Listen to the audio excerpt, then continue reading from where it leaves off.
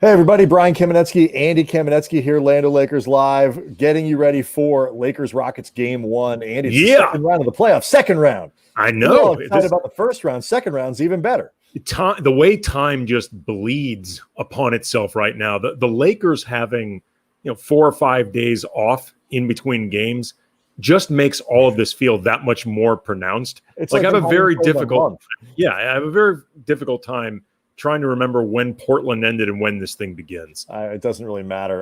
But anyway, it's a series I think that most Lakers fans wanted to see.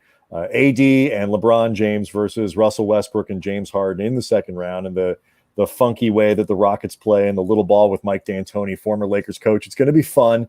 What are you looking for Game 1? Really the idea of whether one team can make the other one blink.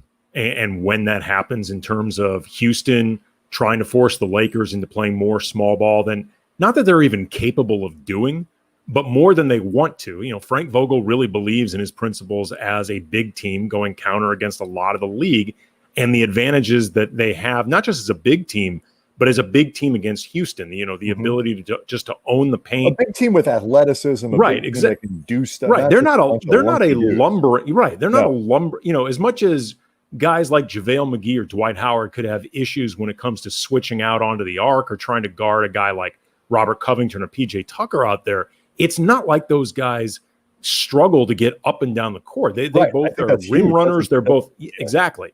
And the Lakers should have a rebounding advantage that they should be able to milk with that size. There's all sorts of stuff that in theory they want to make happen, but depending on the way the Rockets play, does that force Frank Vogel to tinker with his rotations? What also, though, is really interesting about this, Brian, is that the Lakers can only just play the way that they want to, but they can't make the Rockets play any other way.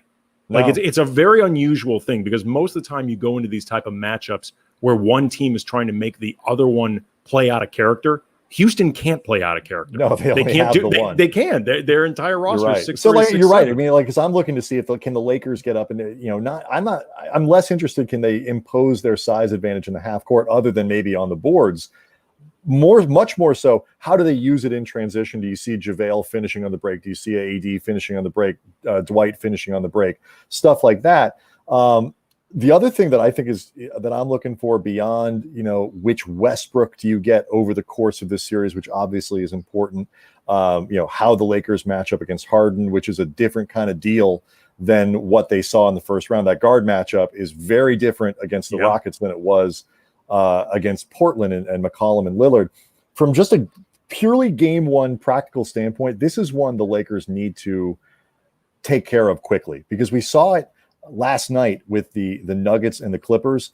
The Nuggets were tired. They didn't really have a lot of legs. And it felt like once that game was out of hand, they're like, all right, we're not going to push this because we got to try to get back into the series. I feel like the Lakers can do the same thing. The Rockets are coming off a grueling 7-game series and a particularly emotional Game 7.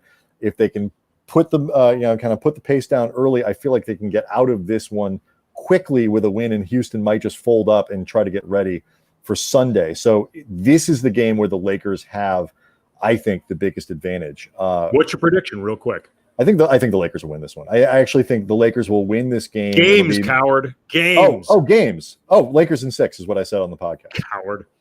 Yeah. Everyone watching right now may not have heard the podcast. I said Lakers in 5. I like that. I said Lakers in 4. Oh, that's just kind of dumb. I don't think that's going to happen. I said Lakers in 2.